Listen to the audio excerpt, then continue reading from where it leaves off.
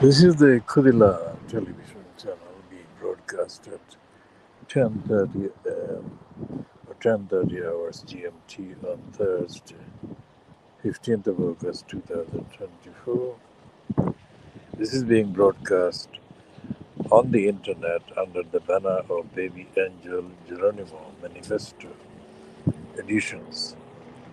Hopefully, if the technology works, we are running on very short kind of space of memory. If the technology works, then I plan to do this bulletin lasting at least 30 minutes. This is a continuation of the dedication to the baby angels, black and white, the baby angel gray, and the baby angel shuri, like the one that is youngest of the three, and they live somewhere on the eastern side of the road called Prince Regent Lane, London E13, and the postcode is 8RP. The three babies appeared a few months ago near where I was, and they would appear between about 8 till 11 British Standard Time. And when they appeared, obviously the idea was that I should serve them a meal. So I began doing something that I had not been doing for about more than 4 years, since the baby angel ginger one was last with me in the Barrier Point Road. So I never thought I would buy food, cat food, again, because it is absolutely heartbreaking to not have the cat which generically I call kitten or kittens with me. So these three babies appearing left me little choice but to start buying cat food from Stratford Pound Shop or the Stratford Sainsbury's. Now, because I had to move, and the details of the move will not be elaborated on in this edition, but because before because I had to move, the eating, the meal in evening time meal or the dinner or whatever for these babies had to be secure so that they won't be disappointed, and when they appeared between sometime like 8 o'clock to 11 p.m. local time, British Standard Time, they would have their food. So although I moved, as I said, the details of the move will not be elaborated on this one, but will be included in later editions. So I started feeding, leaving the food as usual, but uh, an evil personification appeared. Evil personification appeared, giving me threats. The personification said words to the effect that I should not be feeding the cats. So I told him that these cats deserve the food because nobody else feeds them and they are what is called stray. And that I had spoken to an employee in the organization where the premises are owned by the organization called Joy Foundation.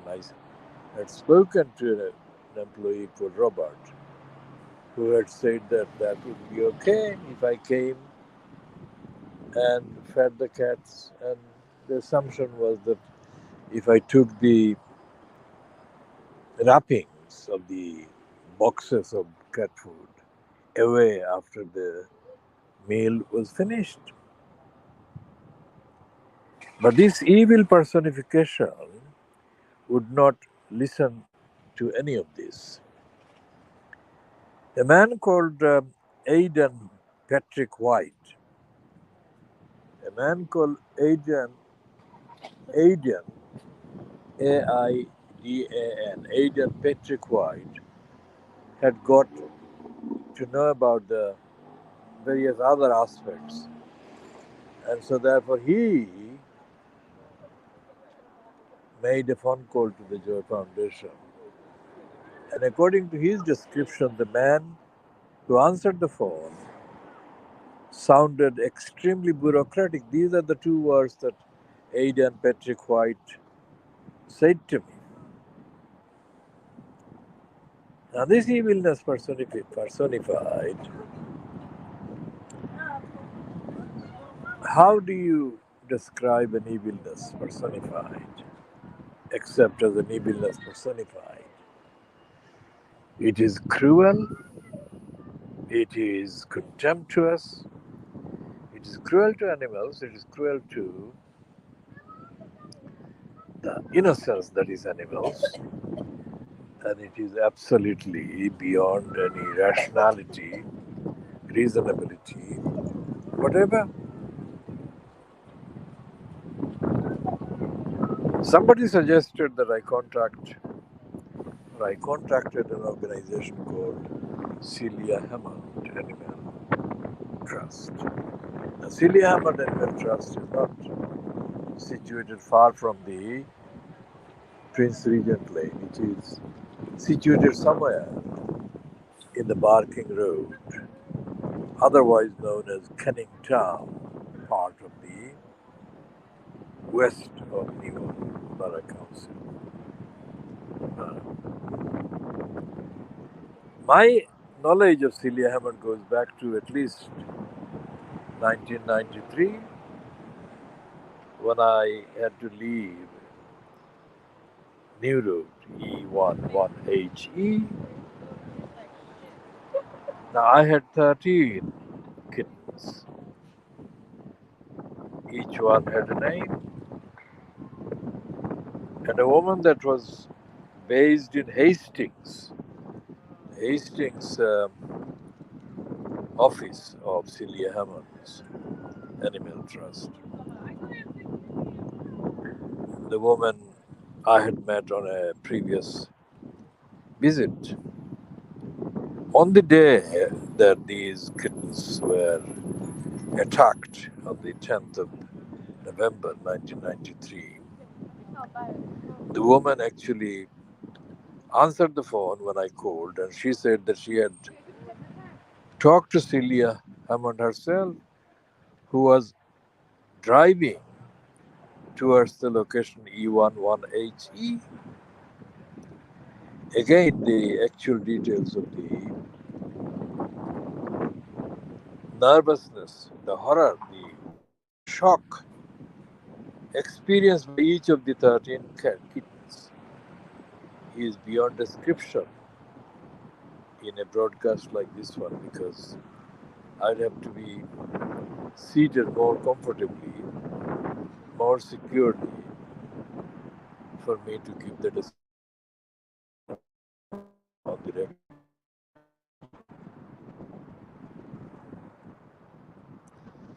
The day was a Wednesday, the 10th of November, 1993,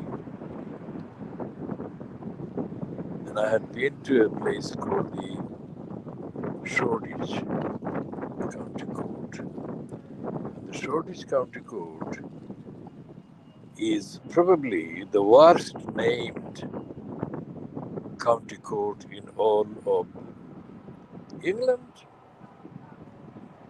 I was told I had been given a notice saying that I should attend the court about a hearing about this address in E1 180. When I arrived at the court, there was no sign, absolutely no sign of any hearing where I would be entitled to attend or where I would have any say. So I left the court and I returned to New Road to find that there were two London Metropolitan Police women were there, and they were equipped with a series of threatening statements for me. I had not anticipated the police to be there, but the police were there, and they threatened me. They said that if I attempted to enter my home that I had left in the previous 1 hour, they would arrest me. Now today, 15th of August 2024, is more than 30 years since that happened. And the front page of the London Times, owned by Marder, has an item saying that the London Metropolitan Police is not doing its job, especially the job of protecting, safeguarding women on transport. I'll see if I have the copy of the Times.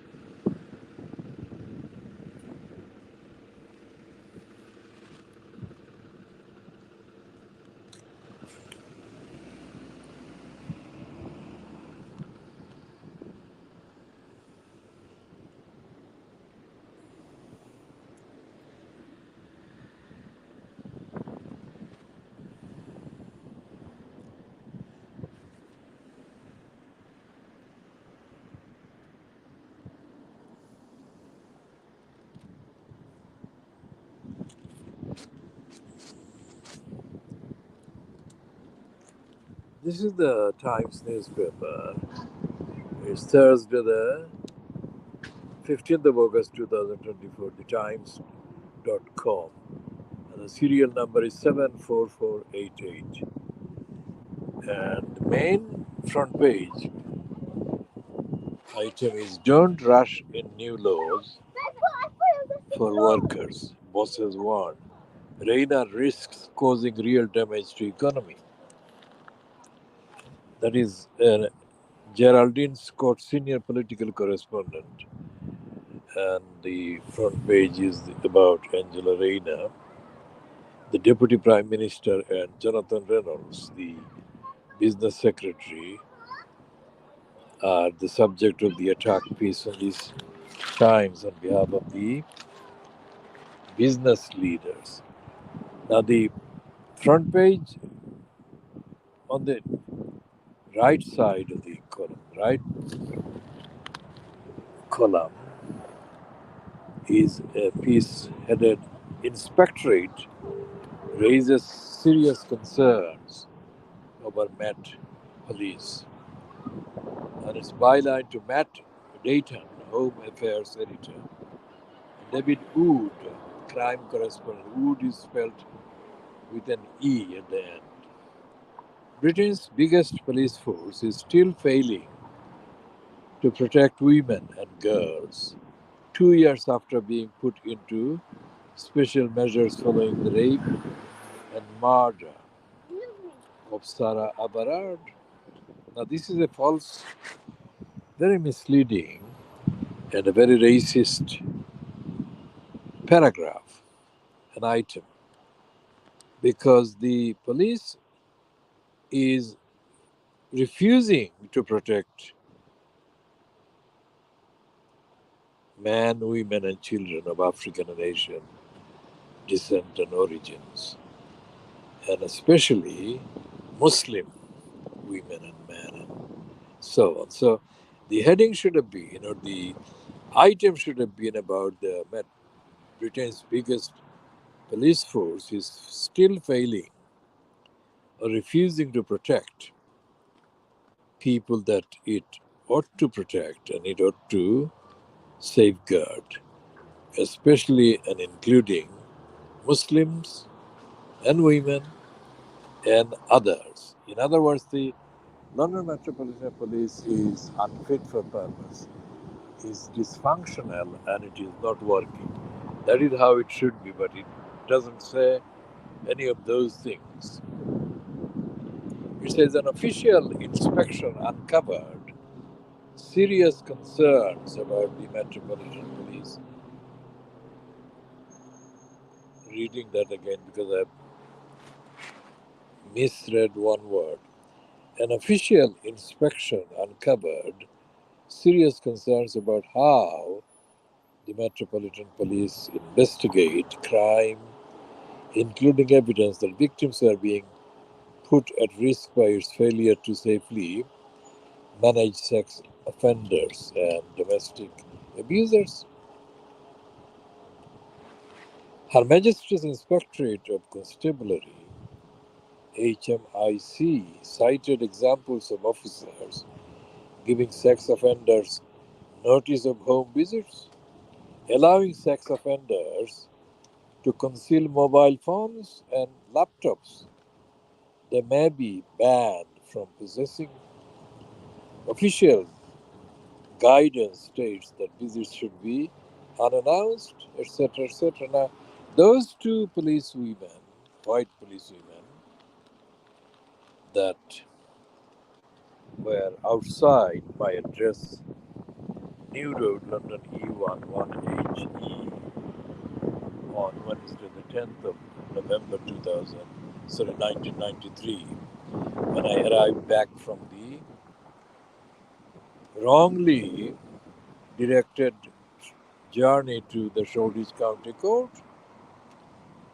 They were hostile and they were absolutely briefed to announce any number of hostile and aggressive threats to me, and they said that if I attempted to enter my home, they would arrest me. Now, why would I do anything that could possibly justify these policewomen to arrest me? I tried to reason with them and I tried to explain to them, and it was all in vain. I couldn't go in. And when I eventually was met by Celia Hamad herself, who arrived there a short while later, I was told that only I could go into the building. When I arrived inside the building, the 13 kittens were in absolute state of horror. They were horrified, absolutely nervous, and they were running around in absolute state of nervousness. Now, God said in the Surah Al-Isra that the two angels who record every human being's conduct would produce the records as evidence on the day of judgment. Now, that is quite far away. I don't know when the day of judgment will be.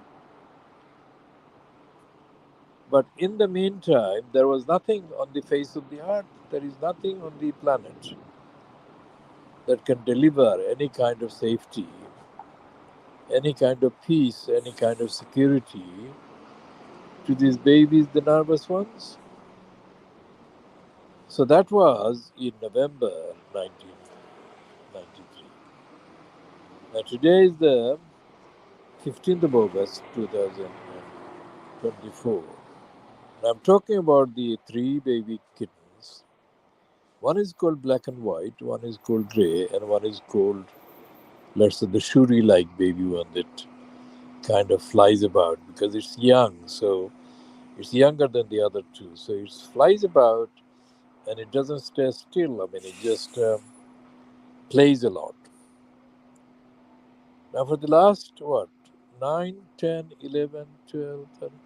But the last week almost, I have been denied, except one evening, I have been denied access to feed these babies. Now, if I could communicate to these angels, how would I communicate? What would I say to them? Because obviously they have been missing their meals, and I just hope that they're alive. So these babies must be wondering what has happened to this man, or what has happened to this human that was providing the meal in the evening times. What has happened to them? How could I describe the evilness personified to these babies? How could I communicate what the evilness has done? About 3 or 4 evenings ago, I think the last time that I was inside the premises, I mean the boundaries, that is, of this Joy Foundation built premises complex, which is postal address is 83 to 87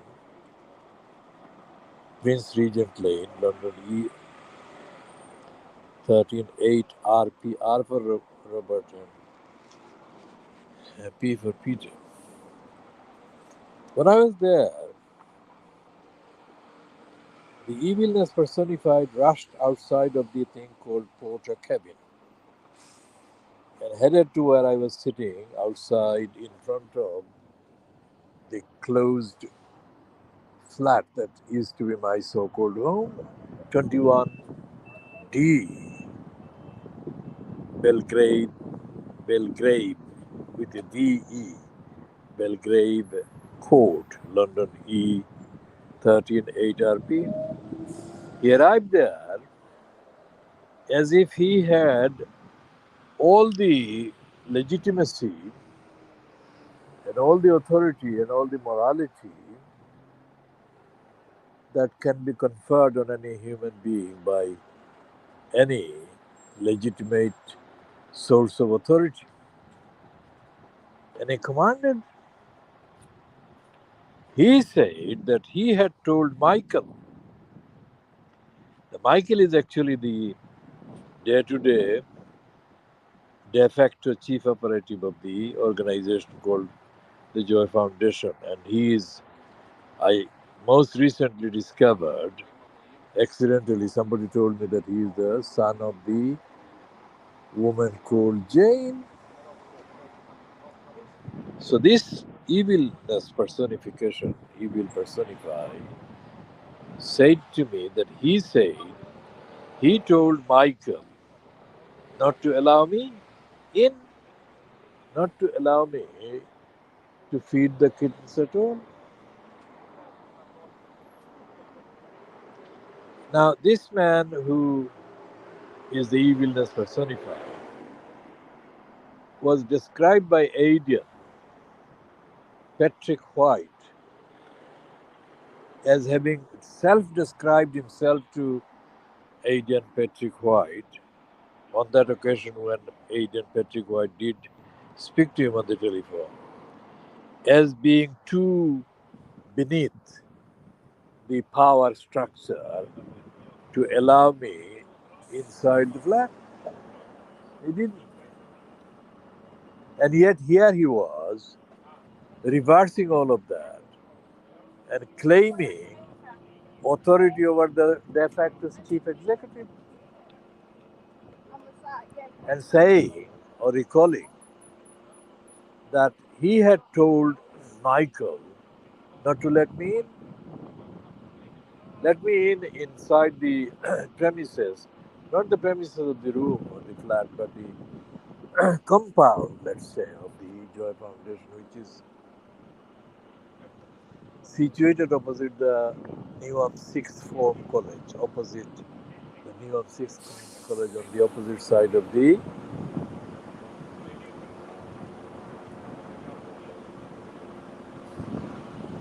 Prince Regent Lane.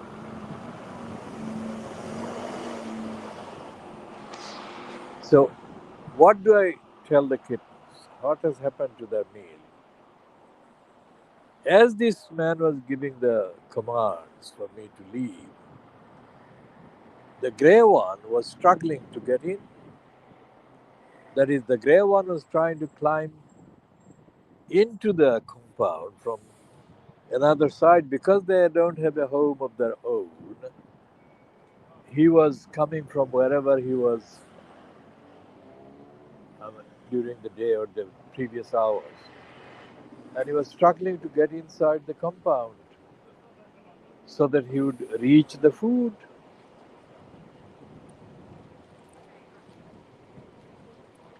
The particular brand of the cat food that I have begun to buy for them, because they only eat the brand called gourmet, Gourmet. It's a French word, gourmet.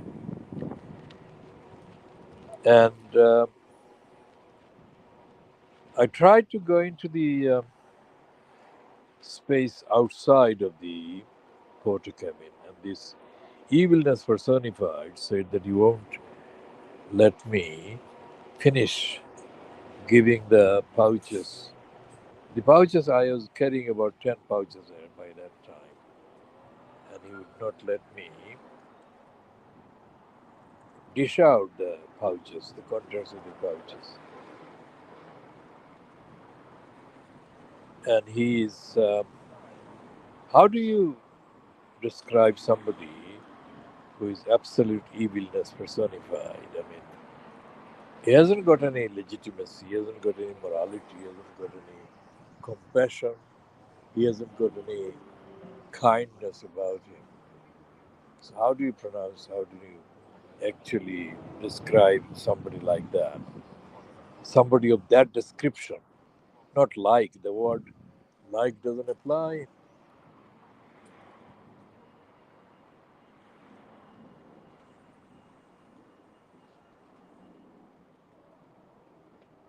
So, every 24-hour cycle that passes and has passed in the last 7 days or so, I feel that these kittens have been kind of expecting, hoping to be fed at the end of the 24 hours, and roughly approximate time between 8 British Standard Time, 8 p.m. and 11 p.m.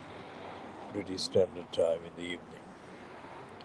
And they have been anxiously hoping that they would be fed, and they have not been fed. How do I describe the hatred that this man spewed? When I arrived there at the address, at the compound on 23rd of November 2022, I arrived there as part of a decision made by the social services, access to adult social care team member called Okumo Ogwal in the London Borough of Newham. Now, Ogwal had been told by me, after he told me, or he had told me, that he would be moving me from the Oakland's care home, I had told him that he should give me 4 weeks' notice so that I could prepare to properly, securely pack all my documents, intellectual properties. He never argued against that particular practical suggestion. But all of a sudden, on the 23rd of November, that evilness personified declared that I must leave the Oakland's care home on that day. And the evilness personified would not listen to anything that I was saying. Now, among the documents that I had been able to salvage were hard copy printouts of essential documents, very important evidence. And he would not listen. Remotely, he was in contact with a deputy manager of the Oakland's home, a woman called Daphne. And Daphne was aided and abetted by a West African origin employee called Christopher, who was given the designation senior at the Oakland's care home. Between Christopher and Daphne, they put into hardboard boxes, about 26 hardboard boxes, the contents of my room, room 27.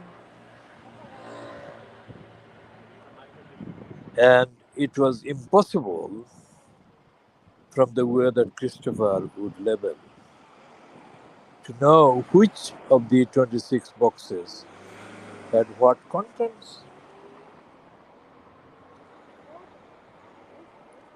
On the telephone, on that occasion in the evening of 23rd of November 2022, was a woman called Felicity Mocho, Motcho, who was the area director for the area of the organization where the Oakland's care home was situated. Now, Mocha said to me falsely, as it turned out and as it was bound to turn out, that I would get help in loading the 26 boxes at the origin of the trip, and I'd get help with unloading them at the destination, which was going to be Prince Regent Lane. I did not get the help when I arrived at the Prince Regent Lane. And the car that carried me and the boxes was driven by a man who said that he was in a rush, he had to go.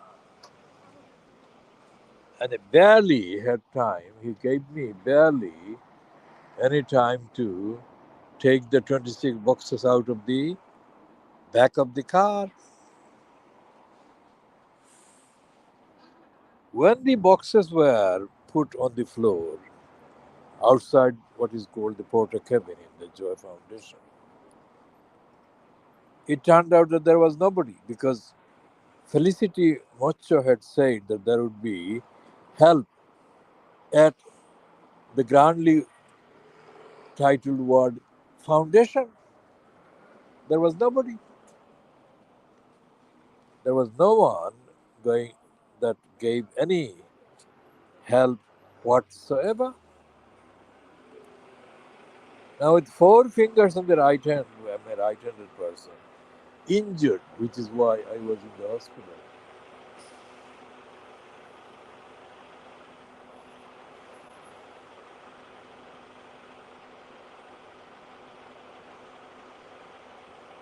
Which is why I was in the hospital, and from the hospital I was transported on the 11th of May 2022 to that place called Oakland's care home. So I've got four fingers injured, and then on the left hand side I have got the main finger injured and lost. Identical losses have occurred to the two fingers, and so I cannot any longer hold a pen. I cannot write in the usual way that I would have done. I had done for decades. So what I do is when I use a keyboard, I only use the thumb, right thumb. That's the only single functioning finger that I can use. So when I arrived there at the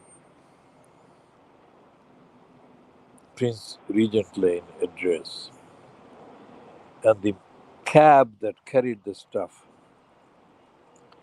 disappeared, he didn't give me enough time even to check if he had left all the 26 boxes.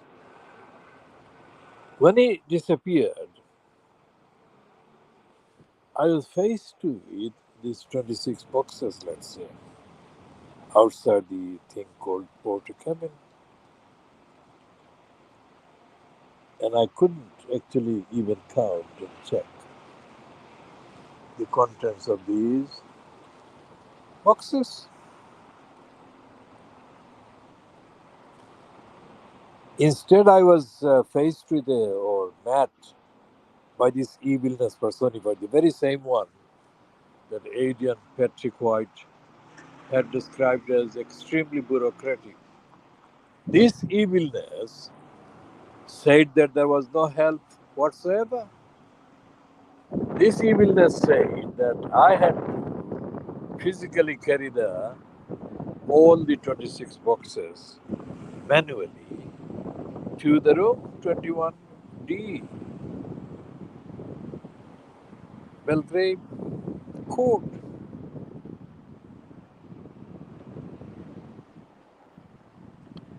And the actual words that he used were words that he must have been practicing all his life as an evilness personified.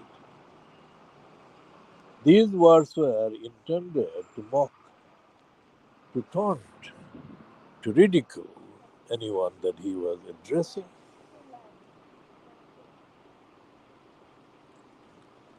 The description have to, the descriptions have to wait until another edition. This is now 37 minutes long, and I have absolutely not heard from a local councillor who became briefly connected, called a councillor called Jane Lofthouse. She has not contacted me, and I have no intention of contacting her again after she put her mobile phone on automatic answer that doesn't actually respond to phone calls. She doesn't respond, she doesn't come on the phone. And similarly, I have no intention of contacting AD and Patrick White. Now, these people give advice, but they have absolutely no factual, evidential, empirical basis whatsoever for giving any advice on any material whatsoever, be it housing, be it homelessness, be it eviction, being cruelty to animals, whatsoever. For example, three organizations or outlets that were mentioned to me by Agent Patrick White and then Jane Lofthouse. These are the three organizations.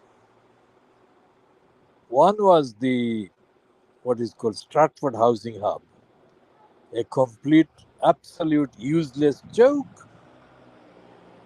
The other one is Stratford.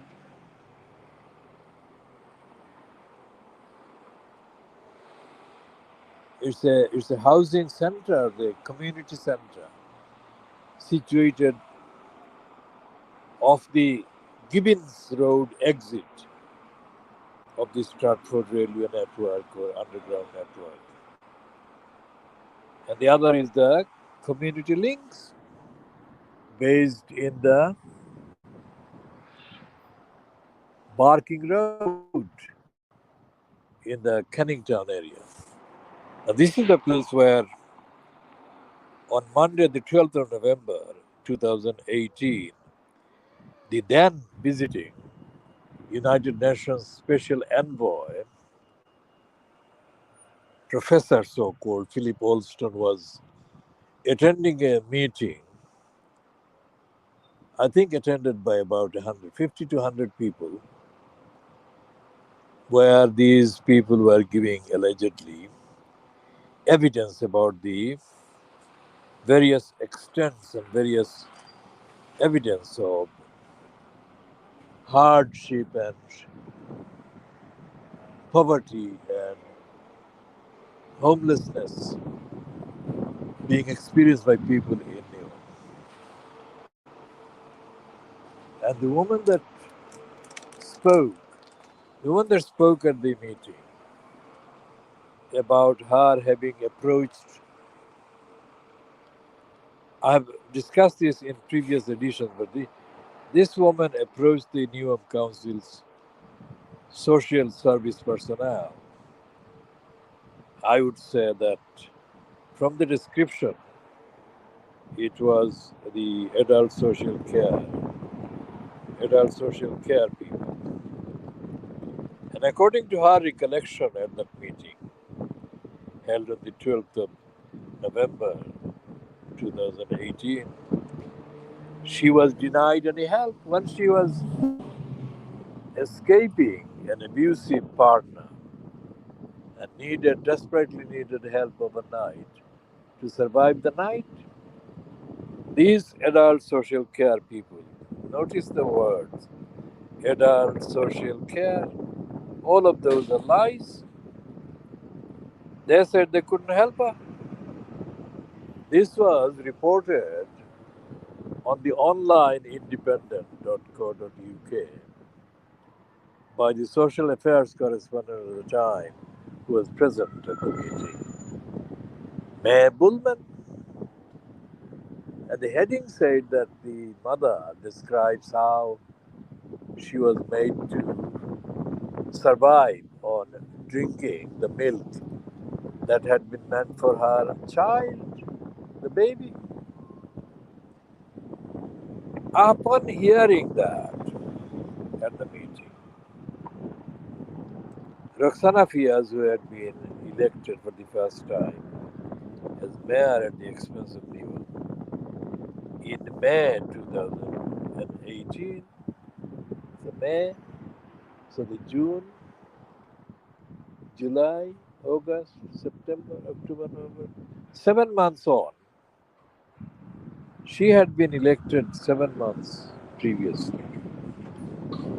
And she said, she stood up, took the microphone, and she staged an apology, unreserved apology for the way these people, she called them, we employ, by we she meant the New Borough Council, the way that they behave, they have treated these persons who have been speaking at the meeting.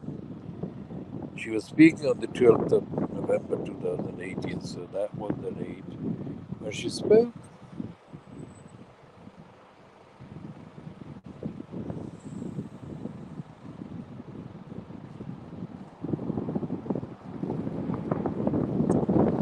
So this will be continued. This is now 44 minutes long, and I will see if it can be transferred.